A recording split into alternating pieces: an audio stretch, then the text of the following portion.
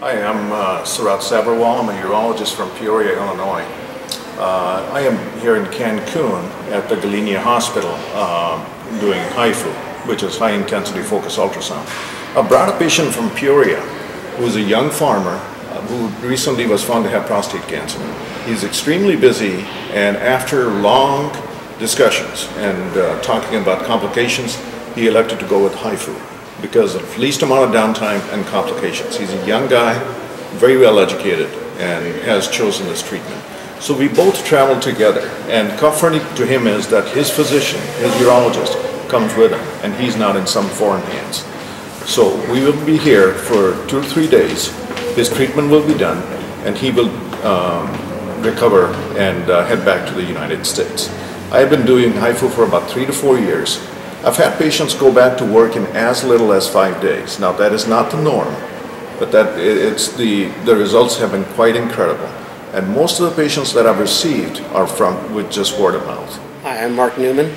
I was diagnosed with prostate cancer 2 or 3 months ago, and went through a process of trying to discern which way was the right treatment for me. And that's difficult, because there's a lot of options, there's a lot of confusion, there's a lot of people give you a lot of different advice on this.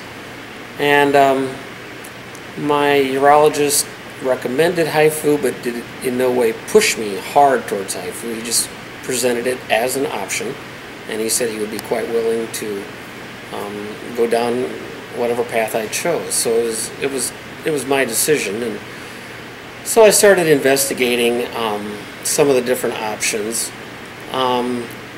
Was probably pushed more towards the robotic surgery by some people that I know in the medical field, and soon realized that even though they had my good interests at heart, that that was what they knew. That's what they did. That's what the people that they were associated with did.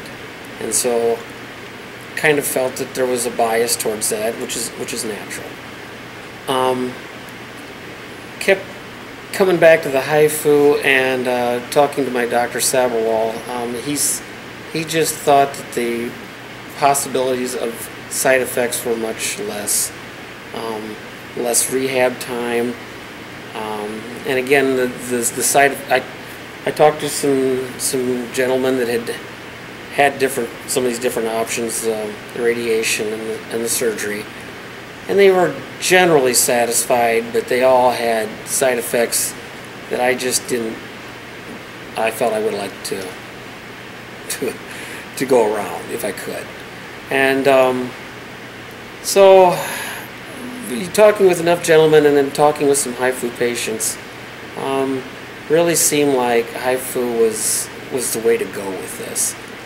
Obviously there's some drawbacks, and with it not being FDA approved, that's the major one.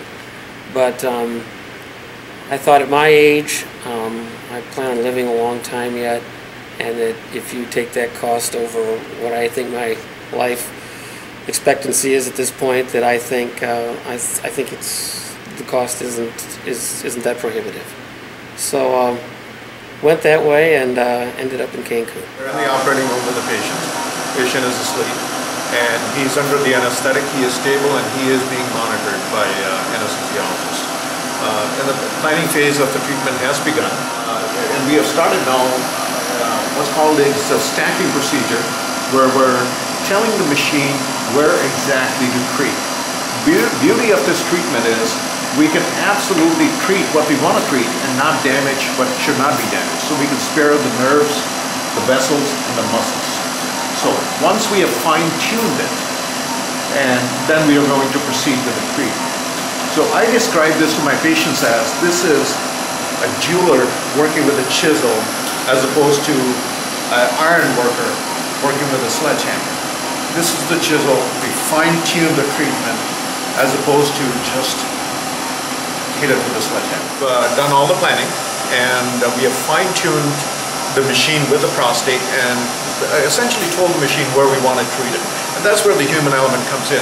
The computer can treat, but we still need to tell it, this is prostate, this is not the prostate. And that's where the surgical experience and the team comes in. So surgery is very much like navigating a ship. A captain is responsible for the ship, however, it cannot be done without the crew. I have with me Brian Lee, who's a very experienced technician, and he helps me interpret the ultrasound and adjust the machine so we deliver proper energy and efficaciously treat this prostate.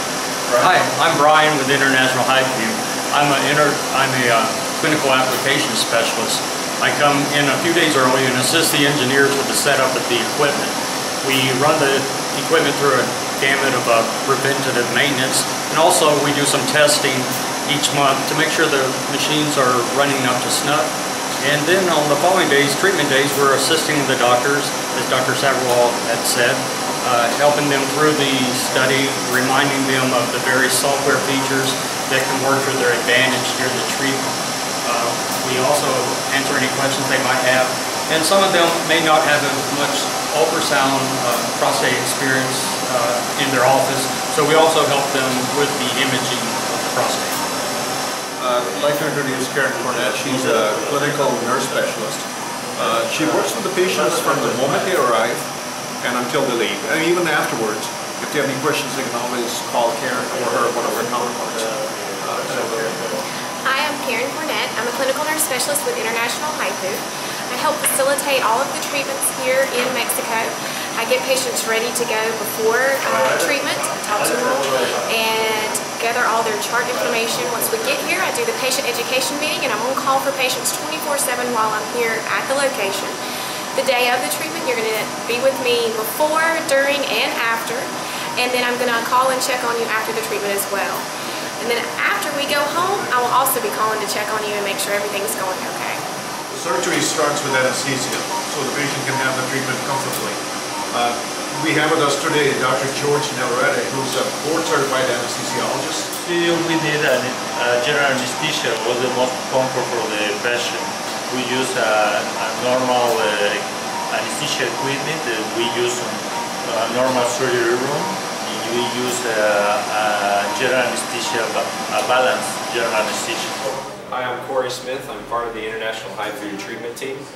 Dr. Subharwal's patient is being treated in this room this morning, and when he's finished, we'll move the patient into the recovery room, and he will stay there for a couple hours. And it's nice because everything happens in this one wing, and it's a smooth process.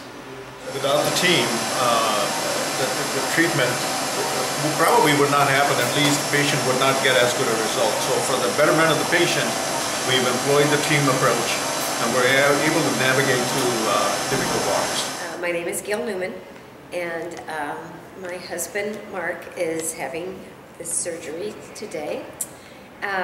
We found out in early November that he had prostate cancer, and our doctor was Dr. Subharwal.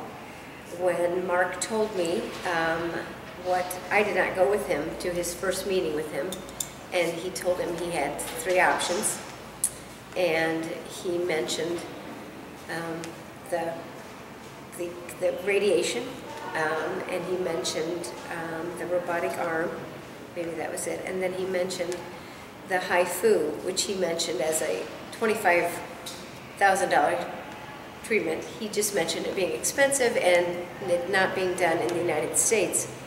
My first thought was, well, you're not going to do that one.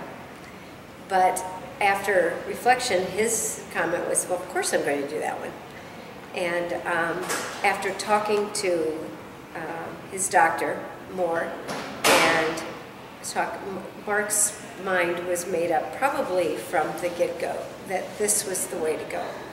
He just felt like the side effects were minimal, and I have to agree, after talking with this doctor, who I have the utmost respect for, and what I had read online, I just felt very comfortable with this decision, and I think we have felt that way ever since we've made our mind up. Even though friends of ours did not feel as comfortable with this as we did, it has never been, we've never looked back, felt like this was the right way to go. And I cannot say enough good about all of the people that we have encounter down here since we've been down here. We traveled down to Cancun on Thursday, had a couple days just to relax and get used to being in Cancun. And Mark has felt there, I don't think there's been any nervousness to him being down here. And meeting with the doctors and the staff have made us feel, and the people that are the technicians, the engineer who runs the machine, the different doctors who are on it, the nurses, it's just felt like very assured that this is the right way to go. And I felt very comfortable with that. We are well underway in the treatment. The treatment has begun. And let me show you some of the features of the machine. The machine is treating in the confines that I have defined. Here we're looking at the prostate head-on. This is my reference image, and this is what I have defined. This is where I want the machine to treat the prostate. And so this is where we're looking at the machine treating the prostate head-on. This is the side view of the prostate, and the machine again is treating in that plane as well. So this is the side view. Some of the safety features, the machine monitors multiple parameters. We have our elapsed time, how much time it's taken, how much time it thinks it's going to take, how much more time it's going to take. It's monitoring the temperature, and this is important. This is the reflectivity index. This is a critical area, and this is where we have built-in protection to protect the rectal wall, because we do not want to damage the rectal wall. This determines how much energy is delivered to the prostate. The machine, the computer makes a recommendation. It goes through multiple calculations, which I cannot do instantaneously. So the machine helps me. It tells me that it would like to see 40 watts delivered. So we're delivering 38. I need to raise that to 40 watts. So as long as we're somewhere within this box, we're within the safety range. We're coming to the final phase of the treatment. We have treated the anterior and the middle zone, and now we're at the posterior zone. The treatment is going extremely well, just as planned, and we really haven't had any hiccups, so we're quite pleased. One of the nice things about HIFU is it allows you to treat, and then you can image the prostate again, and if there are any areas you're not happy with, you can retreat them. This is unique from any other treatment for any type of cancer.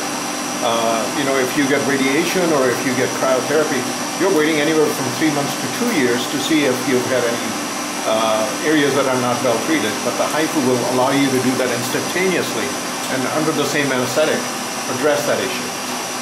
We have treated the anterior zone, we have treated the middle zone, and now we're in the process of treating the final zone. And as you can see, it's saying that this therapy is complete. So basically it's saying that in this area that I can identify, the therapy is complete. Do I want to do more HIFU? We still do have a little bit of prostate left, so we're going to click yes.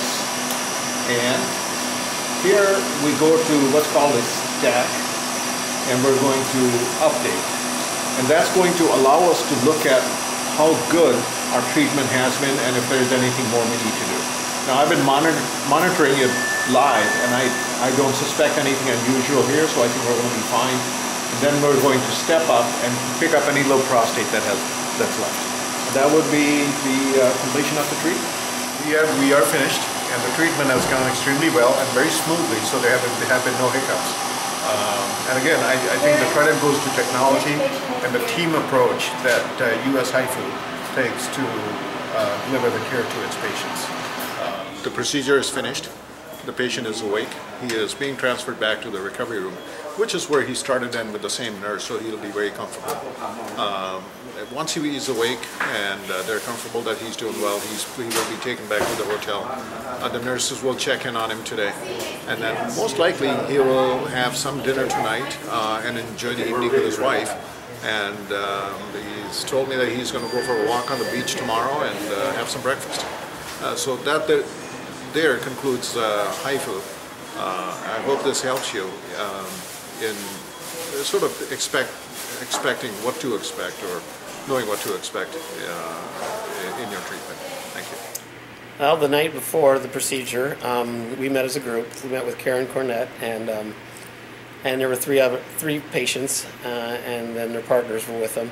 And it was a great meeting because She was very thorough, went over everything possibly should need to know, and some of it's a little overwhelming, but she reinforced all those kind of things, especially on how to deal with some of the post-op issues as far as your catheter, and those provide some anxiety.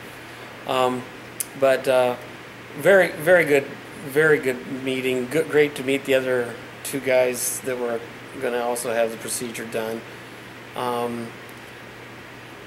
That morning, then we went to the hospital. Very modern-looking hospital. Absolutely like something that would just be in the U.S. Staff was excellent. The HIFU staff also was very attentive and would just do anything for you. And that all went easily and quickly. It was not crowded in any way. We quickly got into the procedure. Of course, I remember zero of that, and never will.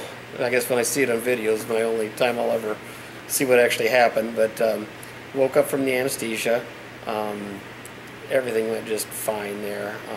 Well, going into the procedure, there seemed to be quite a crew in there, so I was impressed by the amount of staff that was there and how attentive they were and organized. Seemed very on top of things. And when we woke up, kind of standard half hour or so was feeling good, and she kind of got us up and walking around, and within probably another half hour we were headed on our way back. 3 hour. He doesn't quite remember all that, but he had 3 hours where he was in post-op, which was fine. I got him to promise a lot of things that he doesn't remember, which is important. And then he was feeling good. Yeah, and we got back and felt pretty good and walked around some, and then we even we went out to eat that night. We did. We got back to the room and ordered room service because we hadn't eaten all day. So we did have split a sandwich, and so he did eat something and felt better after that. And then we were tired, and he had taken we took a nap, and then went out to dinner last night with another one of the other patients and his brother, and had a wonderful time. It was with amazing these guys. Sitting at the table looking at Mark and Jim, thinking what they had just gone through. It was amazing. Two great guys to talk to, and we really bonded with them, and it was really interesting, and they had a good experience too, very similar to mine.